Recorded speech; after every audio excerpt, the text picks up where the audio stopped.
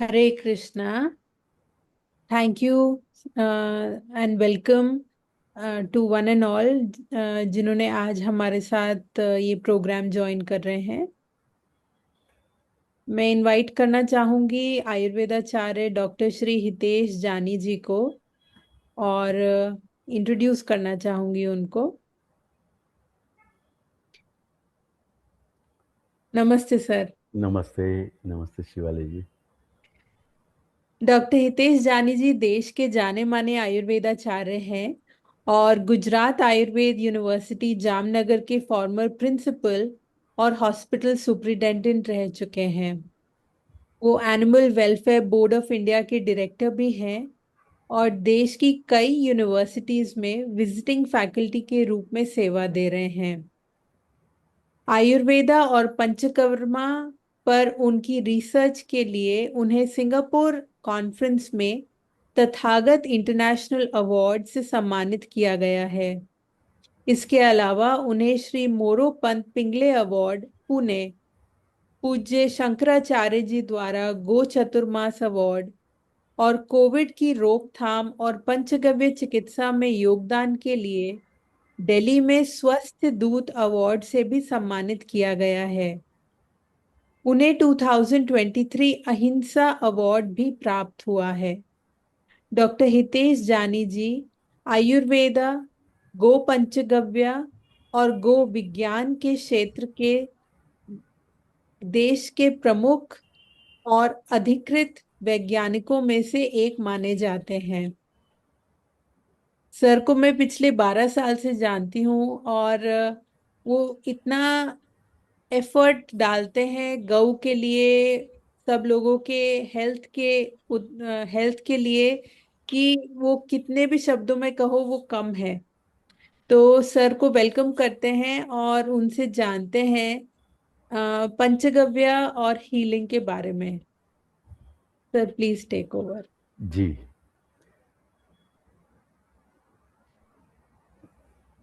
मैं screen share करता हूँ। जी सर।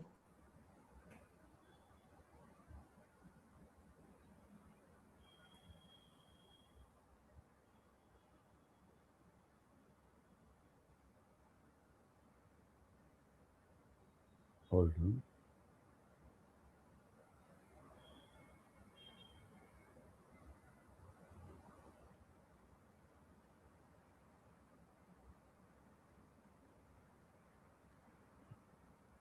आपके सामने आया, स्क्रीन में नहीं आया?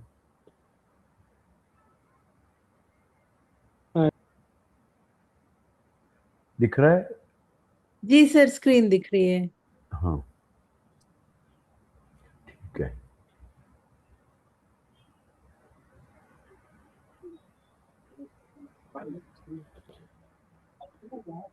तो हम स्टार्ट करेंगे। तो आपको अगर प्रेजेंटेशन नहीं दिख रही है, स्क्रीन दिख अच्छा रही है रुक बट गई। अच्छा, प्रेजेंटेशन नहीं दिख हाँ पीपीटी नहीं दिख रहा है मुझे भी।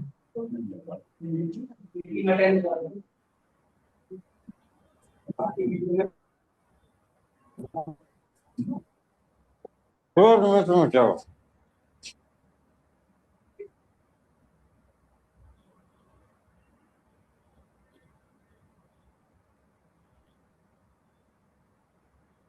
अभी तो हमने किया था, क्यों हो गया?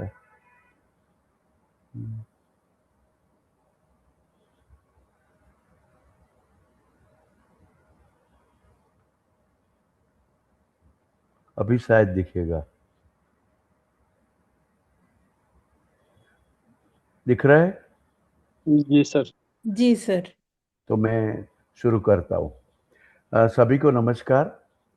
मैं आपके सामने पंचगव्य की कुछ ऐसी बातें रखूंगा जो हमें सबको जाननी चाहिए। पंचगव्य से हीलिंग, मैं तो सिर्फ हीलिंग की बात नहीं करता, क्योंकि पंचगव्य हेल्थ भी है और हीलिंग के लिए रेमेडी भी है। तो आहार द्रव्य भी है, औषध द्रव्य भी है और उससे भी आगे कुछ है। तो मेरी जो आपसे अभी बातचीत होगी उसमें मैं पूरी कोशिश करूंगा कि आपके पंचगव्य के कुछ अलग अलग बिंदु आपके सामने आ जाए। मैं अभी स्लाइड बदल रहा हूँ, जो आपको दिखी कि नहीं मुझे बताइए। स्लाइड बदली आपके स्क्रीन में? जी सर। हाँ, जी। तो मैंने उसको एक शब्द दिया है। हर शब्द कोई नए नहीं होते, शब्द की रचना और उपयोगिता शायद। बस स्लो करके बहुत आवाज आ रही है, इसकी आवाज सुनाई नहीं दे। नहीं सुनाई दे रहा है? हेलो? सुनाई दे रहा है सर। अच्छा अच्छा, हाँ हाँ। तो हर्ब ऑर्गेनिक मेडिसिन, ये पंचगव्य हर्बल भी है और ऑर्गेनिक भी है। तो उसको दो शब्द को एक मिला के इसको एक नाम देने की कोशिश की है, शायद आपको पसंद आ सकता है। अब मैं तो आयुर्वेदाचार्य हूँ, शास्त्रों में कहाँ डायरेक्ट पंचगव्य शब्द आता है।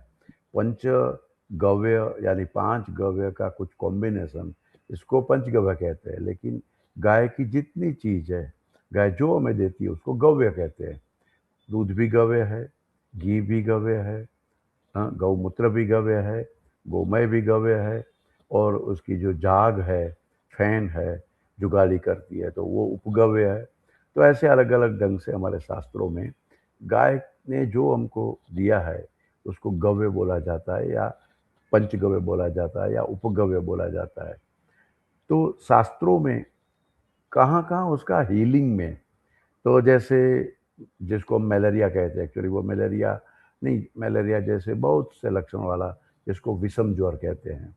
फिर पाइल्स है, फिर अलग अलग प्रकार के पेट के डिजीज़ है, एपिलेप्सी है, फिर सेरेब्रल डिजीज़ बहुत से प्रकार के, जिसमें इंसोम्निया से लेके अल्जाइमर से लेके, फिर स्किन के डीप सीटेड डिजीज़ को कामला यानी जॉइंडिस में, पांडु यानी एनीमिया, ऐसे रोगों में पंचगव्य शब्द डायरेक्ट चरक संहिता में सुश्रुत में, तो कहीं कश्यप में, कहीं भाव प्रकाश में, ऐसे मैंने आपके सामने वो रेफरेंस लिखा है कि पंचगव्य कोई नई चीज नहीं है या अभी अभी डेवलप हुई है, ऐसा नहीं है। ये हजारों साल से इस वर्ड का, इस टर्म का, इस व्यवस्था का उपयोग हो रहा था। मैं कभी कभी गर्ग संहिता का ये रेफरेंस बताता हूँ, जो आपके सामने शायद स्क्रीन पे होगा। हम कहते हैं नंद गेर आनंद भयो जय कन्हैया लाल की। तो नंद हम किसी का नाम समझते हैं, तो ऐसा नहीं है। नंद इसको कहते हैं जिसके पास 9 लाख गाय है। और नंद बाबा, नंद राजा, जो श्री कृष्ण के पालक पिता थे, उसके पास 1 कोटि गाय, और वो राजा था। तो उसके नीचे या उसके आसपास उपनंद, महानंद, ऐसे अलग अलग लोग रहते हैं। कुल मिला के जहाँ 1 कोटि गाय होती है, उस जगह का जो राजा होता है उसको नंदराज कहते हैं। उस गांव को गोकुल कहते हैं। 14 नंद जहाँ रहते हैं उसको गोकुल कहते हैं। गोकुल कोई सिटी का नाम या विलेज का नाम नहीं है। उस 14 गोकुल का जो एरिया हुआ, टेरिटोरियल एरिया या भौगोलिक जगह, उसको व्रज कहते हैं। उसकी हम परिक्रमा करते थे। कृष्ण नहीं थे तब भी परिक्रमा करते थे।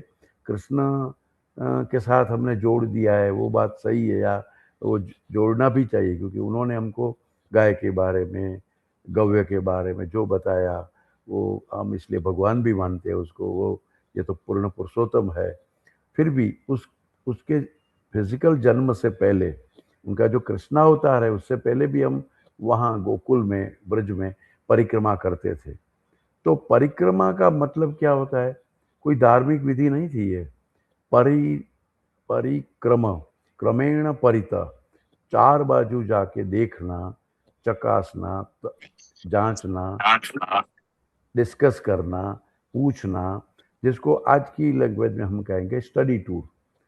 तो इतनी गाय, अगर ये बात सही भी हो, किसी को आश्चर्य लगती है कि 1 कोटि गाय, क्या बात करते हैं ये, आपका मन लुभावन बातें हैं। कितनी भी हो, लेकिन 1 कोटि गाय इतने एरिया में थोड़ी रह सकती है। इतनी जगह थोड़ी आप बता रहे हो गोकुल की, व्रज की। हम उसको जो माने, वो भावनात्मक तो नहीं थी, क्योंकि उनके रेफरेंस गर्ग संहिता में है। तो वो गाय क्या, उसका क्या करते थे दूध का? तो दूध में वैल्यू एडिशन कैसे करते थे? गाय की चिकित्सा, कहीं बीमार हुई तो कैसे करते होंगे? गाय का खान पान, खाना दाना कैसा होता होगा? गौ संवर्धन कैसे करते होंगे? गाय को प्रसूति आती होगी, होती होगी जब डिलीवरी, तो उस समय क्या करते होंगे? छोटी बछड़ी को कैसे रखते हैं, नंदी को, बैल को कैसे तैयार करते होंगे। तो वो सब पूरे देश के लोग वहाँ देखने के लिए जाते थे। इतनी गाय है, इतनी गाय की व्यवस्था है, इतना दूध है, तो ये दूध में वैल्यू एडिशन कैसे करेंगे, बिजनेस कैसे करेंगे, वो देखने के लिए परिक्रमा होती थी। मैंने आगे भी बताया कि इट वॉज स्टडी टूर, और आज भी वो जारी है। हम भले वो भावना में पड़े हैं, लेकिन पूरी, और आज तो गोकुल में जाते दर्द भी होता है कि ऐसी गाय ही नहीं है वहाँ। लेकिन ये परंपरा हमारी जो थी, ये मैंने सिर्फ ध्यान आकर्षित करने के लिए बताया। ये हिस्ट्री है, ये रिकॉर्ड है, और ये हमारा क्लासिकल रेफरेंस है। अब मथुरा के लिए जो थोड़ा मेरा आकलन है, मथुरा यानी मंथन से निकला हुआ शब्द है। गोकुल तो हमने देखा, सुना, माना, लेकिन मथुरा में मंथन संस्कार होता था, और मंथन संस्कार करने के बाद जो हर घर में दूध को 6 घंटे में यूज़ कर लेना होता है, क्योंकि आयुर्वेद कहता है कि दूध की सेल्फ लाइफ 6 आवर्स है। तो लोग कभी पूछते हैं कि जानी सर, आपको मालूम नहीं कि फ्रीज में तो बहुत समय तक रख सकते हैं, और फिर प्रिजर्वेटिव डाल के तो बहुत रख सकते हैं। वहीं तो हम कुछ पश्चिम की गलतियों को हम उजागर कर रहे हैं, उनको ये बता भी नहीं रहे हैं कि हमारे पास उसके लिए क्या विचार था। तो दूध 6 घंटे में यूज़ करना ही पड़ेगा, नहीं तो फिर दूध का क्या खराब हो जाएगा, क्योंकि दूध की नेचुरल सेल्फ लाइफ है। दारोशना दूध है, जो जिसको शेर कड़ा या कृष्ण जो डायरेक्ट जो अपने मुंह में लेते थे, उसको दारोशना दूध आयुर्वेद ने बोला है। उसकी सेल्फ लाइफ है हाफ एन आवर, आधा घंटा। लेकिन कुल कुल मिला के भोजन में, दूध में कहीं भी यूज़ करना है तो 6 घंटे के बाद उसमें बैक्टीरिया उत्पन्न हो जाते हैं, वो खराब हो जाता है। तो उसमें क्या करना, तो इतना दूध था तो हम दही डाल के जमा देते थे।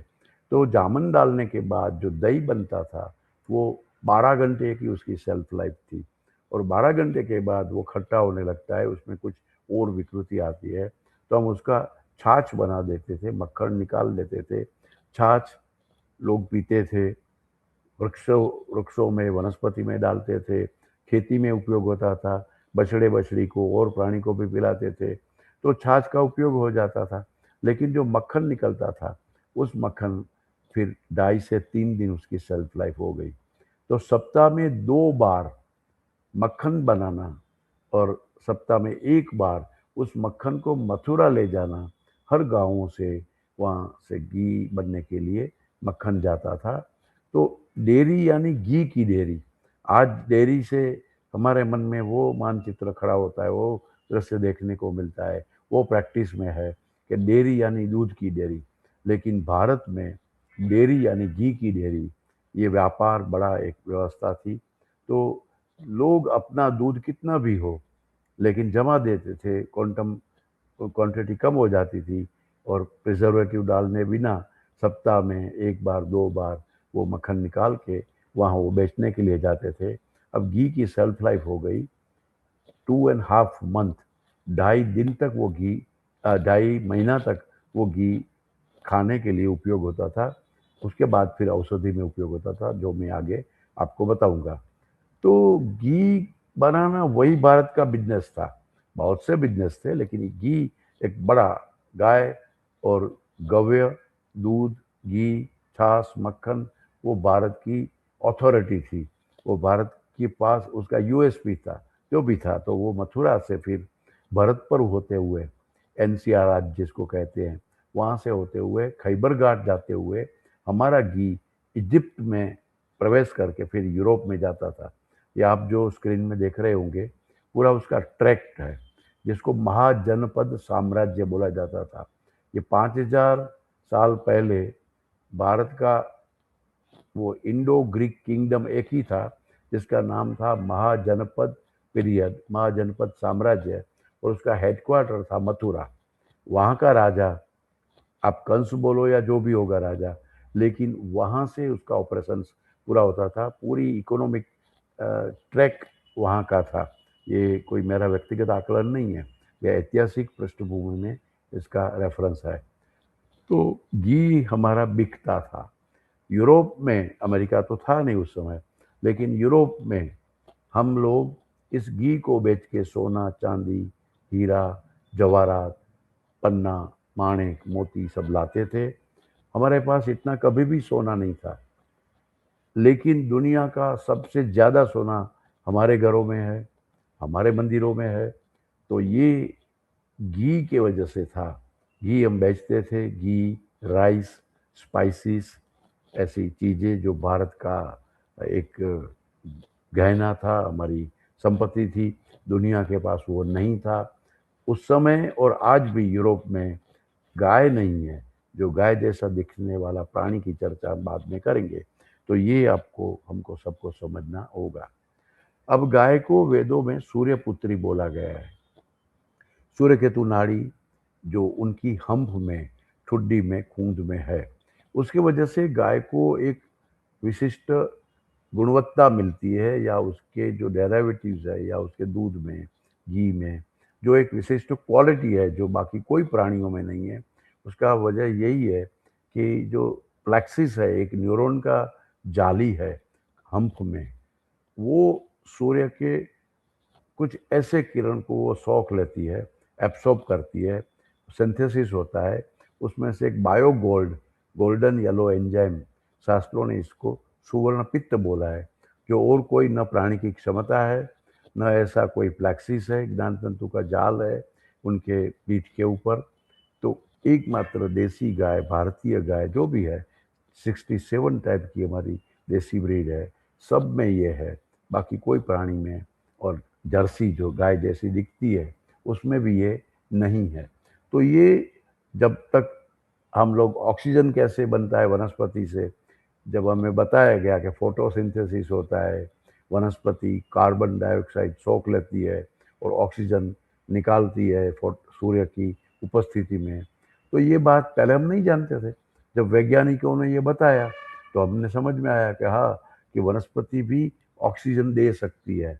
तो उसी तरह से जब समझ में आया, अब भारत को ये समझ में पहले से ही था, भारत भारत को पहले से ही समझ थी कि छोड़ में रण छोड़, मतलब वनस्पति में देवता है। अब हमारी वे ऑफ प्रेजेंटेशन या वे ऑफ एक्सप्लेनेशन अलग था। हम वनस्पति में प्राण है, हम वनस्पति में देवता है, ऐसा बोलते थे। आज का विज्ञान, बॉटनी आपको समझाती है कि फोटोसिंथेसिस करती है वनस्पति, तो हम उस लैंग्वेज को समझ पा रहे हैं। कुछ लॉजिकल है, कुछ फिजिकल है, तो हमें समझ में आता है। अब हमें समझाना होगा दुनिया को कि सूर्य केतु नाड़ी क्या है, न्यूरॉन प्लेक्सिस का जाला कैसा है। वो देसी गाय में ही है, तो उसको एनाटॉमिकल देखना पड़ेगा, देखना चाहिए। और वो कैसे चेंज करता है, वो बायोलॉजिकल कंफर्म ये किया है, मैं आगे और बताऊंगा। तो ये दुनिया ये इसलिए नहीं समझ रही है, उसको मालूम नहीं, क्योंकि वहाँ ऐसी गाय ही नहीं है। तो वेदों में गाय को सूर्य की पुत्री कहा है। मैं जब बात करूंगा, आयुर्वेदाचार्य कोई बात करेगा या भारतीय व्यक्ति बात करेगा दूध के बारे में या घी के बारे में, तो उनकी जानकारी अलग है, हमारा रिसर्च अलग है, हमारे पास तथ्य अलग है। पश्चिम के पास वो तथ्य नहीं है, न दृष्टि है, न वो मटेरियल है, न वो तथ्य है। अत्र गव्यम जीवनीयम मेद्यम रसायनम, ये आप देख रहे हैं। तो अब रसायन को कैसे समझना, विटामिन ए को समझाना थोड़ा सरल है, प्रोटीन को दिखाना थोड़ा सरल है। आप कैरोटीन अलग करके दिखा सकते हो। तो वही बायोकेमिस्ट्री जहां अधूरी है, जहां हल जिसको कहते हैं कि हाफ कुछ नॉलेज है, उसको भारत उसी बायोकेमिस्ट्री से आगे समझा सकता है, क्योंकि वो मटेरियल, वो एंटिटी, वो प्राणी, वो पशु भारत में है। दुनिया के पास उसके लिए रिसर्च करने के लिए कोई जगह नहीं है। तो हमने उसका प्रयोग किया था कि वो ट्यूबरक्लोसिस ठीक करती है, गाय का गव्य। अब पश्चिम के पास तो गाय से टीबी होता है, वो इन्फॉर्मेशन है, क्योंकि जर्सी जो है, होस्टीन है, या यूरोपीय जो काउज है, वो बिल्कुल टीबी फैला सकती है। लेकिन भारत की गाय में वो विशिष्ट ऐसे गुण है कि जो एंटी टीबी है। अब लेकिन न गाय के बारे में वो जानते हैं, और न हम हमारी गाय के बारे में रिसर्च करते हैं। इसलिए कुछ हमारी बातें थोड़ी अलग लगेगी, लेकिन वही बात सही है, उसके तथ्य है, प्रमाण है, उसके पीछे सालों की मेहनत है, आपको ज़रूर बताना। वो बुद्धि बढ़ाता है, वो पश्चिम नहीं समझ सकता। तो मैं कोशिश करूँगा कि ये बातें प्रोटीन, फैट, मिनरल, कैरोटीन से रुकी हुई बात जो आगे बढ़ा के भारत बता सकता है, आयुर्वेद समझा सकता है, वो बात मैं अभी शुरू कर रहा हूँ। घी के बारे में भी ऐसा ही है। फूलगव्य की इफेक्ट तो देखिए, लेकिन घी सस्तम धी स्मृति मेधा अग्नि बल आयु शुक्र चक्षुष्य, तो ये मेमोरी कैसे बढ़ाता है। अब मेमोरी है तो इंटेलिजेंस क्या है, तो इंटेलिजेंस और मेमोरी में क्या फ़र्क है। हाँ, रिसीविंग कैपेसिटी यानी दी कैसे, जैसे आपका कंप्यूटर की मेमोरी कितनी है, मोबाइल की मेमोरी कितनी है। हाँ, अब हम कहते हैं कि भाई इतना बाइट है, मेगाबाइट और गीगाबाइट वगैरह जो पैरामीटर्स है, तो धीरे धीरे वो बढ़ाता है। आज का साइंस उसको समझ रहा है, उस कंप्यूटर या जब भी ये माइक्रो लेवल पे सब इंस्ट्रूमेंट आए हैं तो हम समझ रहे हैं, लेकिन ब्रेन के उस कंपोनेंट को हमने नहीं समझा है, जो आयुर्वेद ने बताया था कि गाय के घी में ऐसी क्वालिटी है कि जो आपका मेमोरी का स्पान बढ़ा सकता है, आपका स्टोरिंग कैपेसिटी बढ़ा सकता है। तो सालों घंटों तक बोलना, घंटों तक सुनना, घंटों तक सुन के याद रखना और इमीडिएट रिकॉल करना, तो ये रिकॉल करने की कैपेसिटी, रिसीव करने से लेकर रिकॉल करने की कैपेसिटी ब्रेन की जो है, उसमें कैसे काम होता है, मैं कुछ आपको बताने की कोशिश भी करूँगा जो हमने काम किया है। विज़न को स्ट्रक्चरल एंटिटी, आँख नामक एक एंटिटी है, एक जो ऑर्गन है, उसको क्या सपोर्ट करती है, और उसमें जो विज़न है, जो ऑप्टिक नर्व है या विज़न के सेंटर तक क्या काम करता है घी, वो हमें समझाना पड़ेगा। तब हम सिंपल दूध और दूध की सिर्फ वैल्यू डेयरी से हटकर कुछ हम चिकित्सा में या हमारा शरीर विज्ञान में, हमारी बायोलॉजी में इसका स्थान देंगे, तब हम गाय को ज़्यादा समझ पाएंगे। जब बात आती है दूध की, घी की, तब फैट की चर्चा होती है। ये शब्द बहुत अधूरा है, या उस शब्द से ही गलतफहमियां भारत में शुरू हुई है। तो हमारे यहाँ जो शास्त्रों में शब्द है, बहुत से शब्द है, लेकिन आपको थोड़ा कन्विंस करा सके, घृतांश और स्नेहांश, कि दूध में घृतांश कितना है, उसके ऊपर से उसकी एक घृत की क्वालिटी क्वांटिटी की चर्चा होती है। दूध में स्नेहांश कितना है, अब ये टर्म पश्चिम नहीं समझ सकता, क्योंकि उन्होंने फैट मॉलिक्यूल देखा भी है, बताते भी है और वो समझते हैं, लेकिन गाय के घी का, दूध का, गाय के अंदर रहने वाला स्नेहांश को हमने अलग ढंग से देखा था, उनकी क्वालिटी के बारे में अलग समझे थे। घृतांश और स्नेहन शब्द जब हम लागू कर देंगे इंडियन बायोकेमिस्ट्री में, तब फिर फैट से कई गुना ज़्यादा समझ हम संसार को दे सकते हैं, और फिर उसकी मेमोरी में कैसे यूजनेस है और यूजफुलनेस है, वो सब हम बता सकते हैं। हमारे यहाँ एक वेदों की उपनिषद में आया है, माता रुद्राणम दुहिताम वसुना, रुद्र की माता है गाय। अब हम भावनात्मक वो समझ लेते हैं, लेकिन रुद्र यानी क्या, वो पहले समझना पड़ेगा। हम जो ऐसे साइंटिफिक एटीट्यूड वाले लोग या तो लॉजिक से या कुछ एविडेंस से ही मानेंगे, तो रुद्र जो टर्म है वो समझना पड़ेगा कि रुद्र वरुणो देवता, रुद्रो देवता, आपो देवता, तो आप देव है, रुद्र देव है, वरुण देव है। तो रुद्र देव तो क्या करता है, कहाँ रहता है, वो जानना पड़ेगा। स्टोरीज के रूप में क्यों ना हो, लेकिन कुछ समझना पड़ेगा। और फिर पता चला कि रुद्र हमारी रक्षा करता है, और इतने रुद्र है गाय में, ये रुद्र रहता है, ये रुद्र की दुहिता है। तो रुद्र हमारी कैसे रक्षा करता है, कि रुद्र हमको वज्र से रक्षा करता है। तो वज्र क्या, वो ढूंढना पड़ेगा। तो आप जो स्क्रीन में देख रहे हैं वो वज्र, जैसे गदा, उसका एक स्वरूप है गदा। तो वो जो वज्र है, उनकी जो आकृति है, जो आज की बायोलॉजिकल लैंग्वेज में जिसको बैक्टीरियोफेज कहेंगे, वो बैक्टीरियोफेज हर वनस्पति में है, जो हमारी बॉडी में से जो टॉक्सिन्स है या इम्प्रॉपर मटेरियल है जिसको वो खा जाता है, या कोई इन्फेक्शन आता है जिसके ऊपर वो वर्क करता है, हमें इन्फेक्शन से बचाता है, वो बैक्टीरियोफेज हर वनस्पति में, हर प्राणी द्रव्य में, सब जगह होता है, अनाज में होता है, 20 से 25 की संख्या में होता है। यूजुअली वही होता है जो आप देख रहे हैं। लेकिन गाय के दूध में, गौवे में वो 65 अमीनो एसिड्स है। तो वो इतनी मात्रा में है कि आपको वो हर बार बचाता रहता है, हर बार आपको एनहांस करता है, चाहे दूध हो या घी हो या मक्खन हो। तो उसमें से दो मटेरियल जो आज की लैंग्वेज में, आज की बायोलॉजिकल टर्मिनोलॉजी में हम बता सकते हैं, जैसे CLA कॉन्जुगेटेड लिनोलिक एसिड या VFA वोलेटाइल फैटी एसिड, ये दो चीज। अब कैंसर क्यों होता है?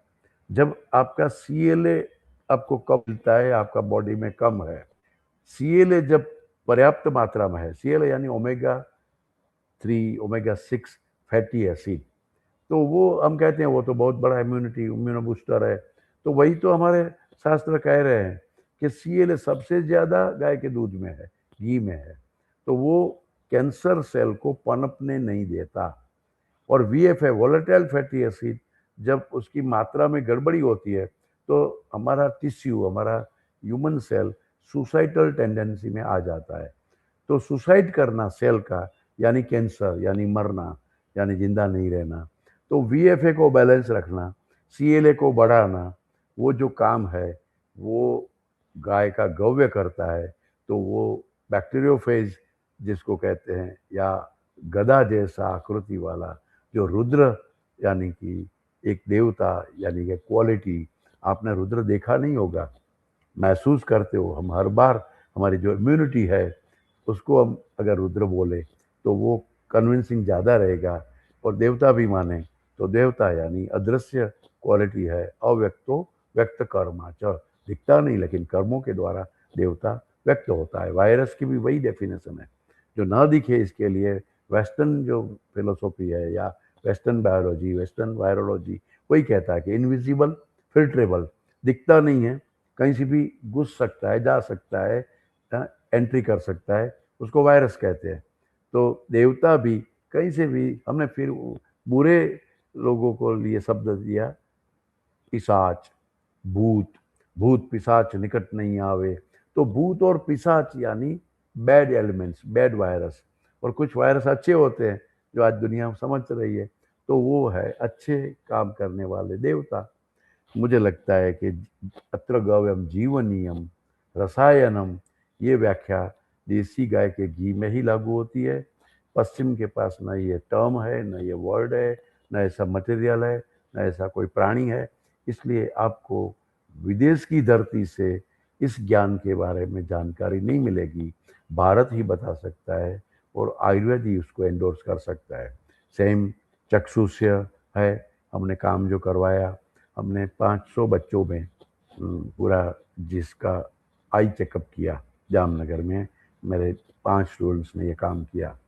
तो जिस बच्चों को आँख की तकलीफ थी, जिसको खास करके हमने बच्चों में तो ग्लासेस पैरामीटर्स लिए, चश्मा का नंबर लगना, तो वो 500 में से 93 बच्चों को आजकल ये ग्लासेस थे। उसके वजह की अभी तो चर्चा नहीं कर पाऊंगा, लेकिन जब हमने उसके ऊपर काम शुरू किया कि अभी उनको आयुर्वेद में बताई हुई चक्षु की चिकित्सा घी से कैसे करते हैं, तो हमने स्ट्रक्चरल एंटिटी यानी आई ऑर्गन में क्या चेंज आया, और फंक्शनल एंटिटी का, तो गाय का घी में ऐसी क्या क्वालिटी है जो उसमें काम करता है, वो जब पाया तब पता चला।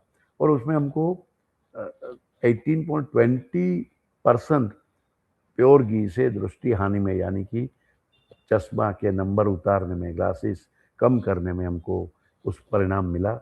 वो नंबर तो और भी बढ़े, लेकिन मैंने आपके सामने हमारा पहला ही पायलट प्रोजेक्ट आपके सामने रखा।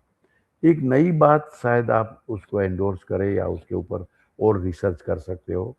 प्लेन घी है, उसका हमने TLC थिन लेयर क्रोमेटोग्राफी से उनका अंदर विटामिन ए कितना है जो देखा, तो 350 से लेके 376 अलग अलग गायों का देखते हुए देखा, तो ये इस रेंज में हर जगह है भारत में।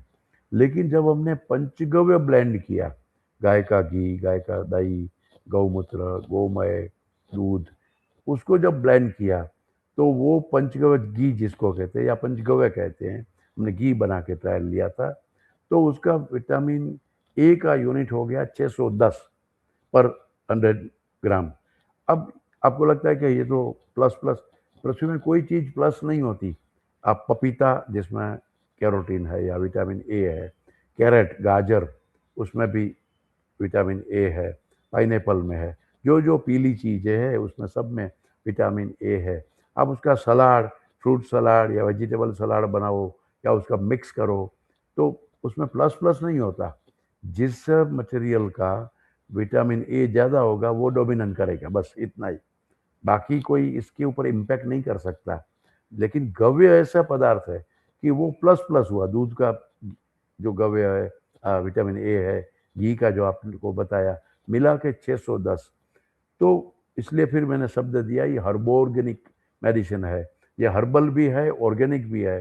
हर्बल के गुण भी है और ऑर्गेनिक मटेरियल के जो गुण होने चाहिए, जो प्रोग्रेसिव बायोलॉजी है, वो विश्व के सामने हमें रखनी होगी। तो ये कहीं कोई चीज में प्लस नहीं होता, इसमें तो 10 तक विटामिन ए गया। अब घी के बारे में, तेल के बारे में शास्त्रों में बहुत लिखा है, वो इतना तो मैं समय नहीं दूंगा, लेकिन ये रेफरेंस को हमने थोड़ी समझाने की कोशिश की है। जैसे कि हमारे यहाँ अलग अलग डिप्रेशन के स्केल्स है कि चलो गाय का घी डिप्रेशन में काम करता है, एंजाइटी में काम करता है, वो अगर बताना है तो हम कैसे करेंगे। तो हमने 3 प्रकार के गुरुत्यादि गुरुत, फिर भृंगराज वाला गुरुत और प्लेन गुरुत, कि भाई हर्बल ही काम करता है या घी काम करता है या दोनों काम करते हैं। तो ये ट्रायल लिया था जो आपके सामने है।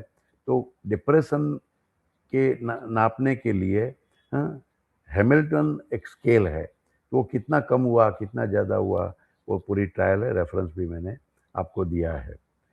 आवी पयम अरद्या नाम, आवी यानी कि सिप, गेटा, हाँ, उसका घी है वो हार्ट के लिए अच्छा नहीं है, ऐसा शास्त्र कहता है। और गव्यम यरद्या नाम, गाय का घी है वो हार्ट के लिए अच्छा है।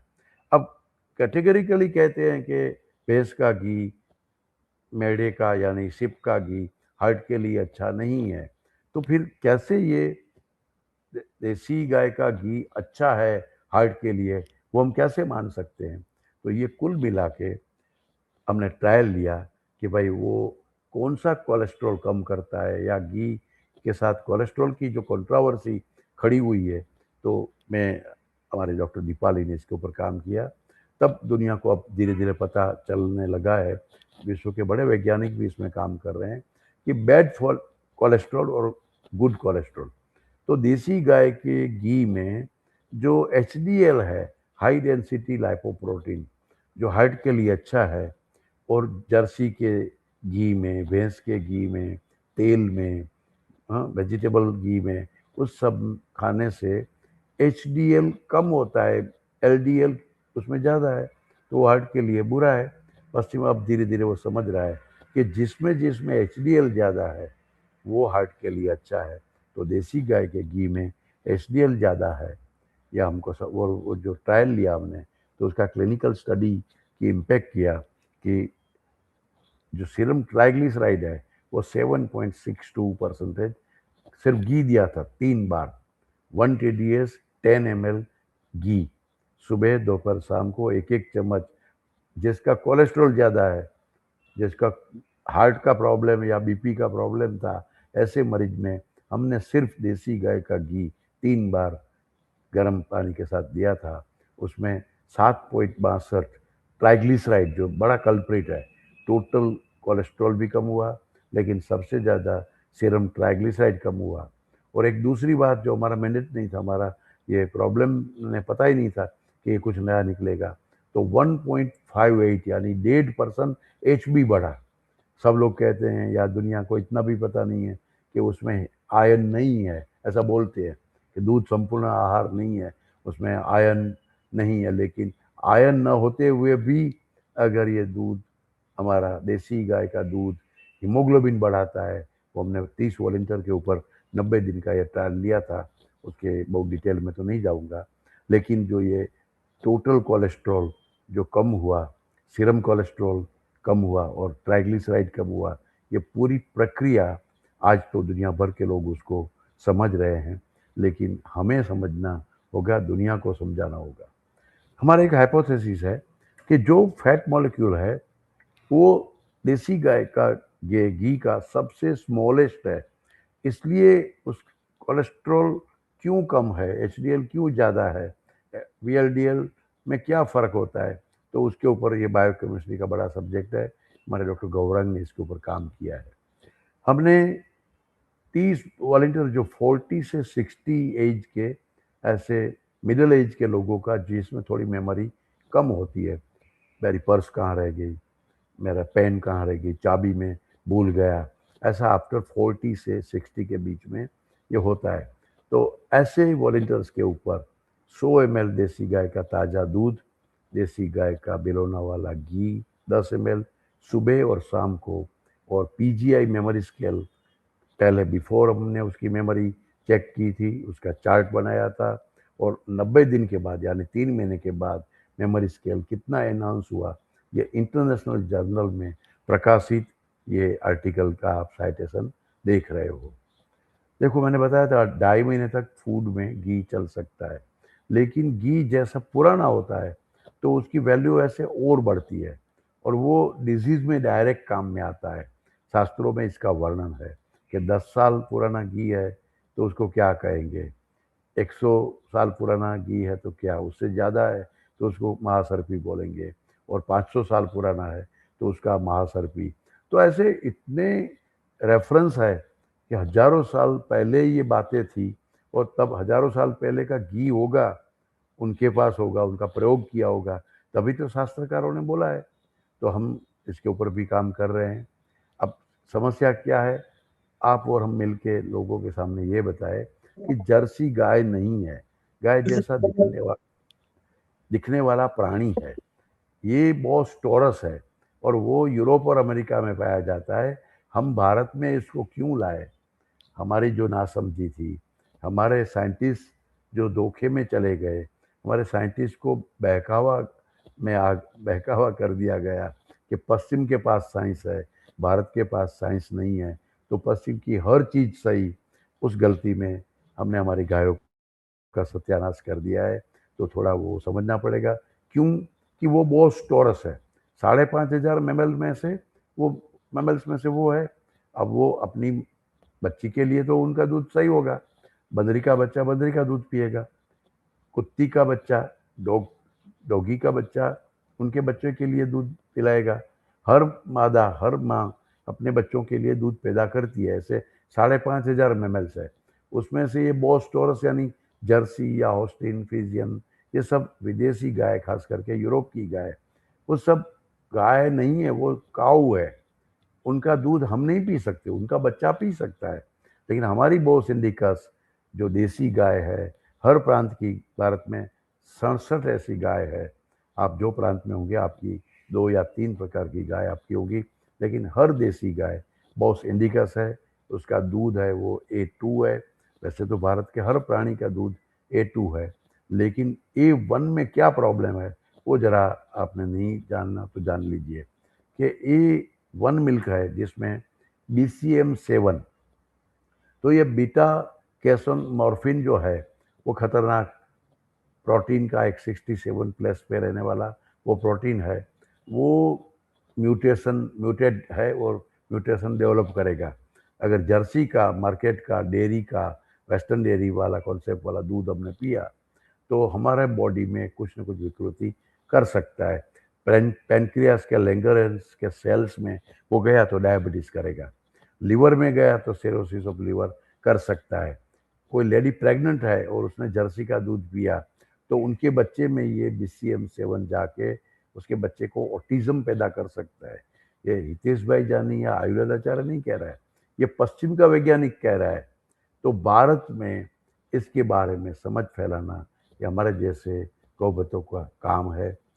ये मैंने आगे आपको बताया शॉर्ट टर्म मेमोरी का, लेकिन लॉन्ग टर्म मेमोरी बचपन में जो गर्भावस्था में हमको IQ मिलता है, हमारा जो ब्रेन है, हमारी जो IQ है, इंटेलिजेंस क्वाशंट है, वो तय होता है 6 मंथ में। महर्षि चरक कहते हैं पंचमे मना प्रतिबुद्धतरा भवती षष्ठे बुद्धि, 5वें महीने मन यानी सेंस ऑर्गन्स तैयार होते हैं, सेंसरीज तैयार होती है, प्रबुद्ध होती है, और छठे महीने आईक्यू सेट होता है। कितना? 87%। 12 साल तक गर्भ में से बाहर आने के बाद, बच्चे का जन्म होने के बाद सिर्फ 13% आईक्यू बाकी का बढ़ता है। तो गर्भावस्था में आईक्यू ब्रेन जब बनता है तब होता है। उसका महर्षि चरक ने हर महीने क्या क्या गाय का दूध कब पिलाना, घी कब पिलाना, दूध का मक्खन कब पिलाना, छाछ वाला मक्खन कब देना, स्किन बन रही है तब गाय के दूध की मलाई देना, दूध और हनी और मक्खन को कब मिलाना, जब इम्यूनोमोड्यूलेशन हो रहा है। तो महर्षि चरक ने 9 महीने के लिए अलग अलग ये पंचगव्य की व्यवस्था की है, खास करके दूध, घी, दही, छाछ, मक्खन की। तो उसके ऊपर हमने काम किया, जो बचपन से, मतलब गर्भाधान से पहले हम ये काम करते हैं। तो हमने उसके चरक के अनुसार हमने ग्रैन्यूल्स बना लिए हैं, क्लासिकल रेफरेंस है, और फिर वैदिक घृत and granules for prenatal stage. तो कौन से महीने में कौन सा घी देना, कैसा देना, उसके हमने जैसे बॉर्नविटा जैसा ग्रैन्यूल्स बन, लोग घी नहीं पीते, थोड़ी पंचगव्य की, बाकी थोड़ी स्मेल लोगों को पसंद नहीं है, तो उनका अलग अलग प्रोसेस करके मेरे स्टूडेंट्स ने उसके ऊपर पीएचडी किया। एक हम गाय की बात करते हैं तब हम वैक्सीन्स की या इम्यूनाइजेशन की चर्चा जरूर करते हैं। आप लोग कहते हैं, यानी कि पश्चिम के लोग कहते हैं कि वैक्सीनेशन से ही देश को बचाएंगे, बच्चे को बचाएंगे। पहले तो 1 वैक्सीन, 2 वैक्सीन, 3, 5, 15, 20, आज वैक्सीन हो गई है 72, 75। तो बिना वैक्सीन हम जिंदा ही नहीं रह सकते। तो हजारों साल पहले हम कैसे जिंदा रहते थे, हम कैसे रोग मुक्त थे, हमें कैसा स्वास्थ्य कैसे मिलता था? तो उसमें पूरा सुवर्ण प्राशन जो महर्षि कश्यप ने, बाकी सब शास्त्रों ने बताया, लेकिन इंटेलेक्ट जो 13% बाकी रहा है गर्भावस्था के बाद का, तो उसमें स्वर्ण प्राशन हर पुष्य नक्षत्र में दिया जाता है। वो मस्क्यूलर स्ट्रेंथ बढ़ाता है, वो मेमोरी को एनहांस करता है। इतना ही नहीं, वो वॉइस क्वालिटी के ऊपर इम्प्रूवमेंट कर सकता है, और वही शास्त्रों ने सब लिखा है।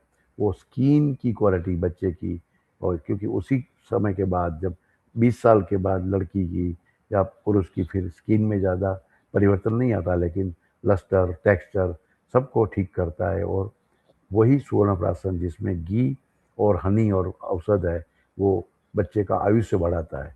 हम ये आज भारत में और विदेशों में हम जामनगर से हमने बनाया हुआ, ट्रायल लिया हुआ ये सुवर्ण प्राशन आज 18,000 बच्चों में हो रहा है, 9 कंट्री में ये जा रहा है।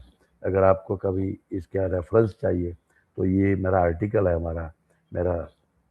हमारे जो डिपार्टमेंट ऑफ पेडियाट्रिक्स यानी कौमार वृत्ति का डॉक्टर, फिर डॉक्टर करिश्मा जी जो हमारा गर्भ विज्ञान का काम करती है, और हमारा ये आर्टिकल है कि सुवर्ण प्राशन से ये कैसे इम्यूनिटी बढ़ती है, कैसे रोग प्रतिकारक क्षमता आती है, उसकी multi centric cross section study हुआ है, वो इंटरनेशनल जर्नल में छपा है। आप उसका रेफरेंस लेके, क्योंकि बालो ही बलम राष्ट्र से, भारत की आने वाली जो संतति है या अभी के जो बच्चे हैं वही मजबूत राष्ट्र बनाएगा।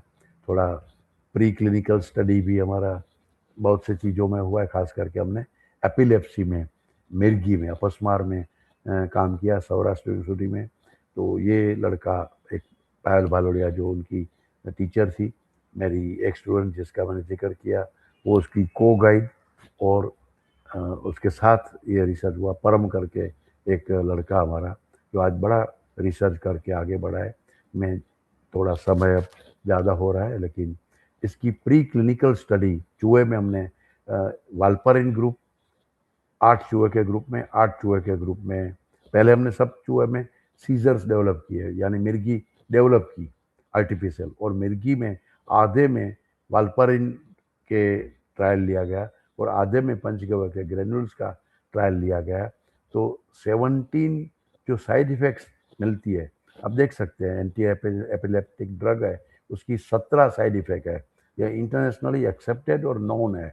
हमारी एक भी साइड इफेक्ट न मिली, और एंटी कन्वर्जन प्रॉपर्टी है वो 23% ज़्यादा मिली।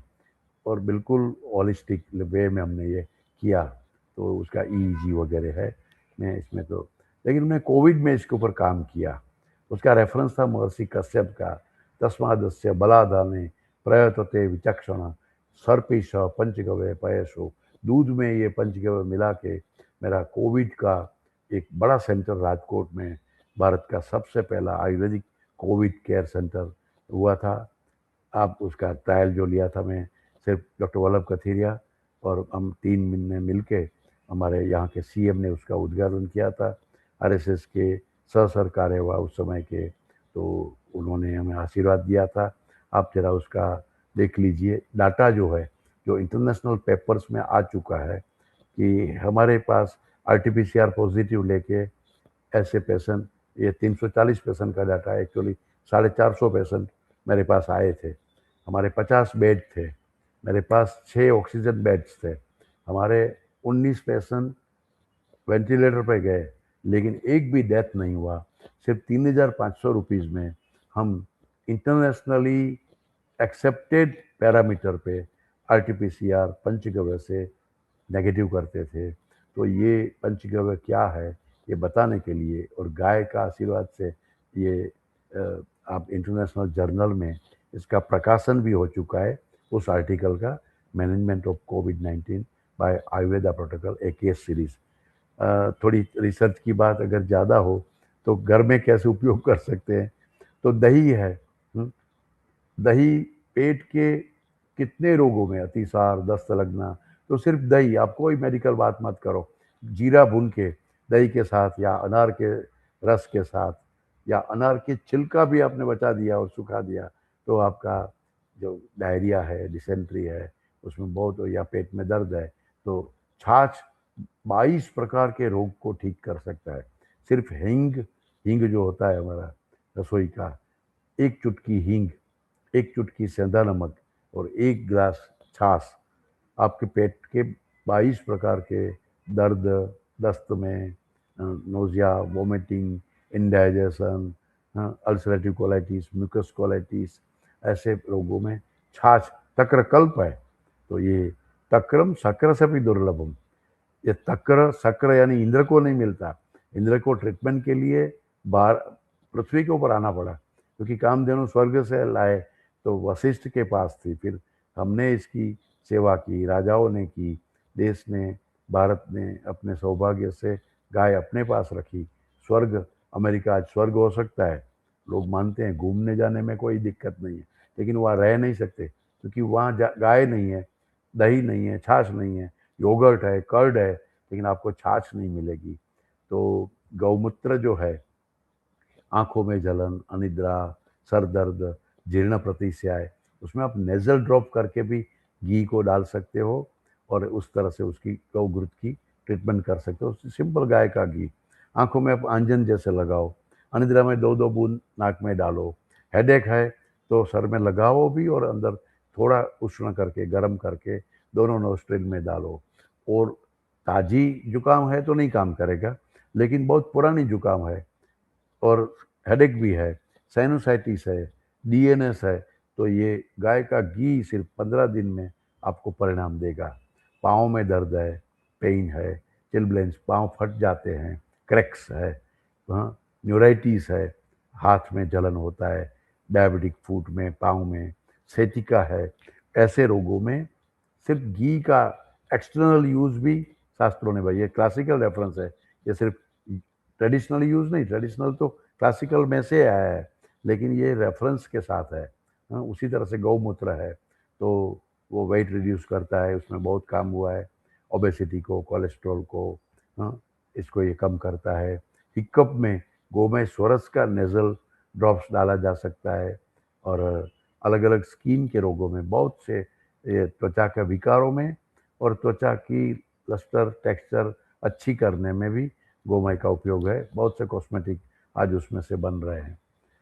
हमारे तो समझ में हजारों साल पहले वही था कि गाय, गौ विज्ञान, बुल से देश आगे बढ़ सकता है। गोमये वसते लक्ष्मी, ये आप बुल जो देख रहे हैं वो मोइंजोदड़ो का एक सील है, रुपये का सिक्का है, मतलब करेंसी का, उसमें उसको स्थान मिला था। तो आत्मनिर्भर अगर भारत बनाना है तो वास्तव में गाय से बन सकता है। एक छोटा प्रयोग हम कर रहे हैं, कभी देखने के लिए आए शिवाली जी तो शायद मिल गई है उनको। कामधेनु दिव्य औषधि महिला सहकारी मंडली आज तो वो 60 प्रोडक्ट्स पंचगव्य की बना रही है। 222 महिलाओं की कोऑपरेटिव है और 2.5-3 करोड़ का उसका सेल है और बिल्कुल एफएसएसआई और GMP approved. Pharmaceutical Baba Ramdev का कुछ फॉर्मुलेशन मुझे बनाने का मौका मिला है, तो हमारी लैब का उद्घाटन भी उन्होंने किया था। तो अब मैं अंत में थोड़ा आपसे यही शेयर करूंगा कि संस्कार विद साइंस, गाय को माँ बोलना, गाय माता की जय बोलना, वो तो हमारा संस्कार है, बोलना चाहिए। लेकिन साइंटिफिक अप्रोच या साइंटिफिक माइंडसेट चाहिए साथ में। मातृत्व माँ तो है, ये माँ की माँ है, लेकिन उसमें जो मेडिसिनल, जो आपने टाइटल भी वही रखा है, हीलिंग विथ पंचगव्य, तो ये मेडिसिन भी उसको समझे, उसका वैल्यू समझे, तो दुनिया को हम कुछ दे पाएंगे। और आध्यात्म तो है लेकिन इकोनॉमी भी है। ये 3 ऐसे हमारे मंत्र है। ये आपको इस थीम अगर अच्छा लगे तो आप इसको प्रोपोगेट करिए या प्रैक्टिस करिए। दूध पीजिए, घी पीजिए। शायद शिवाली जी ने जिसको इनवाइट किया है वो तो गाय का दूध पंचगव्य लेते ही होंगे, लेकिन प्रमोट करिए इस विषय को। आप कैसे ले, आप डॉक्टर है, वकील है, इंजीनियर है, कलाकार है, कथाकार है, जो भी हो, लेकिन कोई भी विषय से आप गाय के बारे में बात करिए और या तो फिर रिसर्च करने में, प्रूव करने में हमको हेल्प करिए, हमारे साथ लग जाइए। This is the only take home message. तो ये भारतीय जीवन शैली है। गाय हमारा अभिन्न अंग है, गाय हमारा परिवार का हिस्सा है। ऐसे मानने वाले लोग से मुझे बात करने का शिवाली ने जो मुझे मौका दिया, मैं बहुत खुशनसीब हूँ कि आज का दोपहर आपने अच्छे समय मुझे भी मौका दिया बात करने का। मैं धन्यवाद करता हूँ और मेरी वाणी को पूर्ण विराम देता हूँ।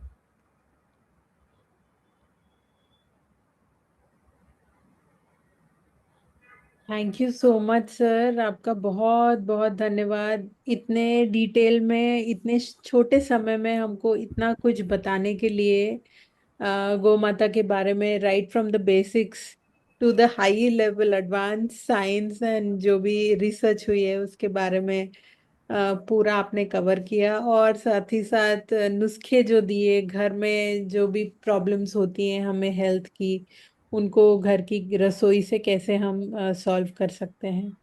कुछ सवाल मेरे भी हैं सर, और हम जी, दर्शकों को भी श्योर, इनवाइट करेंगे सवाल पूछने के लिए। जरूर। जी, रिसेंटली मेरा थोड़ा HbA1c ज़्यादा आया है, हम्म, और मैं किसी की वीडियो सुन रही थी फ्रीडम फ्रॉम डायबिटीज़ के। वो क्लियरली मना करते हैं कि डेयरी नहीं लेनी है। हम्म। अब शायद डेयरी का मतलब कमर्शियल डेयरी से होगा आपकी मतलब पूरा समझने के बाद, लेकिन वो एक रेफरेंस देते हैं IGF-1 का, इंसुलिन लाइक ग्रोथ फैक्टर का, जो कि इंसुलिन रेजिस्टेंस कॉज कर सकता है। तो आयुर्वेद ने तो ट्रेडिशनली देसी गाय के दूध को थेरेप्यूटिकली बोला है यूज करने के लिए। तो दोनों पर्सपेक्टिव्स को कैसे हम रिकंसाइल कर सकते हैं, कैसे हम समझ सकते हैं सर? बात तो उनकी सही है। आयुर्वेद ने भी गोरस को ना बोला है। अच्छा। आयुर्वेद ने भी मधुमेह में दूध और दही को ना बोला है। लेकिन तक्र, जो छाछ है, अच्छा। दही भी ना बोला है, लेकिन तक्र जो है, जब स्नेहांश निकल जाता है उसमें से, जो हम्म। वो समझाता है या IG1 में काम करता है, या तो जो भी उसका लॉजिक है सही है। तो आयुर्वेद मधुमेह में गोरस वर्ग, यानी कि दूध, दही के और मक्खन के ऊपर ना बोलता है। दही में से निकाला हुआ मक्खन है, मतलब छाछ है, तो वो ले सकते हैं। गौमूत्र बिल्कुल ले सकते हैं, गोमय का भी प्रयोग है। तो लेकिन दूध दही तो हम नहीं ले सकते, वो बिल्कुल सही है। Okay okay sir. हाँ, जी जी। दर्शकों, आपके कोई प्रश्न हो तो अपने आप को अनम्यूट करके आप भी पूछ सकते हैं। अ, सुशील। नम, नमस्ते हितेश सर। नमस्ते। आपने बहुत बहुत अच्छा ज्ञान दिया। ये जी, चीज जो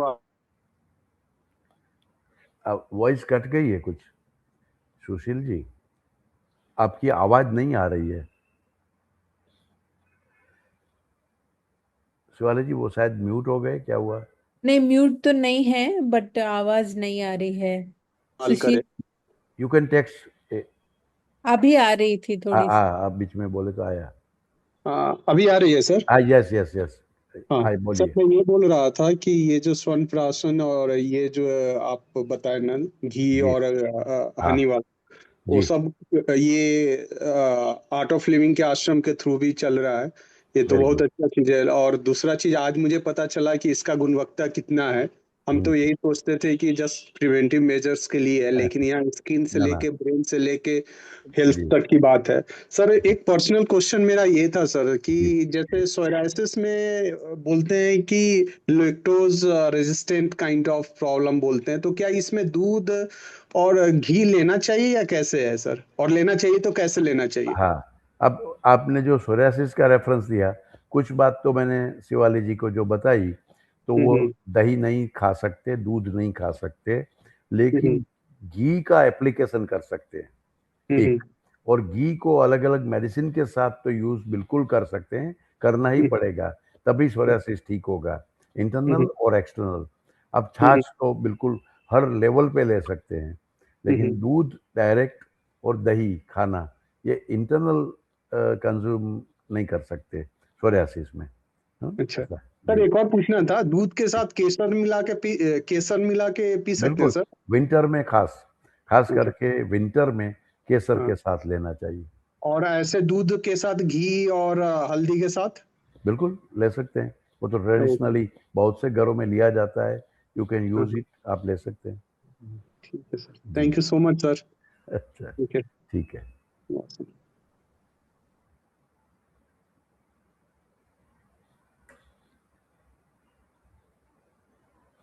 कोई और है? जी सर, मेरा एक प्रश्न था कि जी एक गव्य को थेरेप्यूटिक कब माना जा सकता है? ब्रीड के बारे में आपने डिस्कस किया कि गाय देसी गाय ही होनी चाहिए, पर जी। उसके अलावा उसकी डाइट, ग्रेजिंग, वो सब चीजें कितनी इम्पोर्टेंट हैं? बहुत बड़ा वो पूरा एक गौ विज्ञान है, और खास करके जो शालीहोत्र शास्त्र है। हाँ, क्योंकि गाय का आयुर्वेद के साथ जुड़ा हुआ तो पंचगव्य हुआ, लेकिन पूरा हमारे यहाँ एक गौ विज्ञान था, और वो गौ विज्ञान जो था उसमें गाय को कैसे रखना, हाँ, गाय का फूड क्या होना चाहिए, कितना होना चाहिए। कौटिल्य ने, चाणक्य ने इसके बारे में लिखा है। उस समय पूरी गौशाला कैसी होनी चाहिए, स्ट्रक्चर कैसा होना चाहिए, हाँ, राजा को कितना गौशाला के लिए ध्यान देना चाहिए। तो ये सब पूरा गौ विज्ञान जो है, खास करके महर्षि गौतम ने इसके ऊपर काम किया है। तो आजकल तो सिर्फ हम उसको भी, जैसे हमारी प्रोटीन, फैट, मिनरल की चर्चा होती है, उसी तरह से गाय को ये कैल्शियम देना चाहिए, ये देना चाहिए। तो पूरी व्यवस्था ही हम चरमरा गई है, तो दिक्कत तो वो भी है। इसलिए आज हमारी गाय की जो मैंने क्वालिटी की चर्चा की, तो वो तो हमारी देसी गाय की भी वो क्वालिटी नहीं रही, क्योंकि देसी गाय होते हुए भी हमारा ग्रेजिंग बंद है। गाय का, जैसे महर्षि भाव प्रकाश ने बोला है कि कब दूध पीना गाय का, तो बताया कि भाई गाय का दूध शाम का जो है वो पीना चाहिए। क्यों? कि गाय चरने के लिए जाती है, तो 11 किलोमीटर मिनिमम गाय को ले जाना चाहिए धूप में, और 11 किलोमीटर वापस आती है, तो 22 किलोमीटर्स उसका रनिंग होता है, और उसके बीच में 35 टाइप्स की मेडिसिन, हर्ब्स, वो जो चरती है, तो वो उसके उसमें आती है। तो सूर्य केतु नाड़ी भी दोपहर को होती है। तो पूरा जो सिंथेसिस का प्रोसेस है, और जो क्वालिटी है फूड की, हर्ब की, या उसके ग्रेजिंग की, और एक्टिविटी की, एक्सरसाइज की, तो भाव प्रकाश ऋषि कहते हैं कि गाय का दूध है वो शाम का पीना। दिनांते पिबेत दुग्धम किम वरीधस्य प्रयोजनम। और सुबह का दूध है वो नहीं लेना चाहिए, ऐसा शास्त्रों ने बताया। क्यों? कि गाय चंद्र के छांव में है, बंधी हुई है, खूंटे में बंधी है, ठंड है, सूर्य केतु नाड़ी एक्टिव नहीं है, तो उनका दूध जो है सुबह वाला दूध, वो सुबह वाला दूध दही बनाओ या मिठाई में यूज करो, लेकिन जो दूध पीने वाला है वो शाम का पीना चाहिए। तो कितना एक इतनी बात में कितनी समझ है। अब हमारी गाय सीधी गौशाला में खड़ी है, बैठी है, हम मक्का देते हैं, हम चारा देते हैं, लेकिन गाय चरने ही नहीं जाती। हर्बल्स, हर्ब्स उसको मिलते ही नहीं। तो उस क्वालिटी के लिए आज हम तरस रहे हैं। तो भारत को भी अपनी उस पॉलिसी के ऊपर रीथिंक करना पड़ेगा। वेस्ट में तो वो मॉडल ही नहीं है। ठीक है जी। और कोई प्रश्न दर्शकों? आपने संजीवनी रस के बारे में सुना है जी। सर?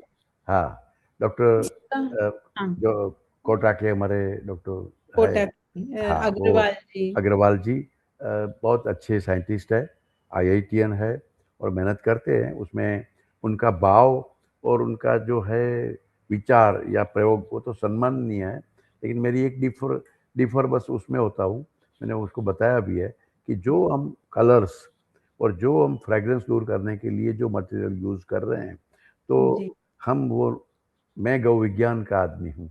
मैं जी मिक्स का कितने हद तक करूँगा और कितना यूजफुलनेस है, प्रयोग भी मिल रहे हैं, अच्छे परिणाम मिल रहे हैं, जी लेकिन 100% देसी गाय का गौमूत्र का यूज कैसे करना वो भी शास्त्रों में लिखा है। तो हम तो कर रहे हैं। मैं अस्थमा के लिए दवाई बना, हम कभी कोई फ्रेग्रेंस, कोई कलर, एक्चुअली तो मैंने वो प्रयोग किया है जो दर्शकों को अच्छा लगेगा कि गाय के मूत्र में बदबू होती ही नहीं है, पहली बात। क्योंकि वो जब ऑक्सीडेशन होता है आधा घंटे तक उसमें कोई बदबू नहीं आती।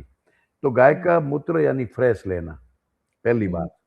और फ्रेश जब लगे, और मैंने तो वो प्रयोग किए कि फ्रेश लेके सीधा जो फ्लास्क होता है ना, जिसमें चाय लोग भरते हैं बड़े बड़े, जिसमें चाय गर्म रहती है, तो मैंने डायरेक्ट उसमें कपड़ा 16 गुना कपड़े में छान के मतलब सीधा ही उसके ऊपर रखा, फिल्टर करके गौमूत्र लिया, पैक कर दिया।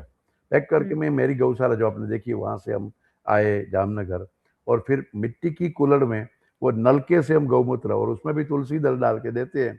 तो वो एक्चुअली शास्त्रों में लिखा है गौमूत्र मधुरम, पहला टेस्ट मधुर है, फिर कसाय है। बीटर तो है ही नहीं, कड़ुआ तो है ही नहीं, मधुर और कसाय है। अब कसाय रस भी कसाय रस खुद भी अनुरस हो उसका, मीठा है। तो हमें ऑक्सीडेशन के बाद आधा घंटे के बाद, घंटे के बाद, 2 घंटे के बाद, 2 दिन के बाद तो उसमें फॉर्मेलिन डेवलप होगा ही, बदबू भी आएगी, कलर बदलेगा, स्वाद बदलेगा। तो ताजा गौमूत्र पीना यानी गौशाला घर में होनी चाहिए या हम गाय के पास होने चाहिए। तो अब वो विषय शास्त्रों में लिखा है और हम लोग प्रयोग करना चाहते हैं। फिर भी अर्क है तो एक्चुअली क्लासिकल नहीं है अर्क शब्द, गौमूत्र यानी ताजा गौमूत्र, मैंने जो बताया वही। फिर भी अर्क हमने बनाया तो उसका वो drug as a vehicle use करते हैं, बहुत अच्छे परिणाम मिले हैं। लेकिन मैं तो कम से कम कलर और फ्रेग्रेंस यूज नहीं करता। हम रिस्पेक्ट करते हुए उसकी उम्र, उनके नॉलेज, उनकी एक्टिविटी, मिले हुए परिणाम को रिस्पेक्ट करते हुए मैं थोड़ी जो कुछ बात मेरी रिजर्व है जो मैंने आपके सामने रखी।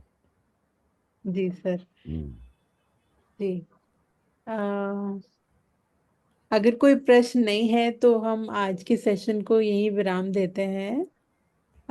Thank you so much sir, इतना ज्ञान हमारे साथ शेयर करने के लिए आपका जी, कोटि कोटि धन्यवाद। आप सबको भी बहुत धन्यवाद मुझे सुनने के लिए। हम मिलते रहेंगे कभी। हाँ? अच्छा जरूर। लगा। मच सर, जी थैंक यू जी, सो मच। नमस्ते नमस्ते, अच्छा लगा। मैं भी नमस्ते। आइए कभी जामनगर भी आइए, आपकी टीम बना के कभी मिले। हमारी इस जो मैंने बताया उन सबको मैं मिलाऊंगा। हाँ? ऑसम सर, आप जरूर आप पधारें। स्वस्थ रहे, इसी तरह से ज्ञान बांटते रहे सर। जी जी, मिलेंगे हम कभी। ओके, थैंक यू सर, नमस्ते। नमस्ते। आओ आओ।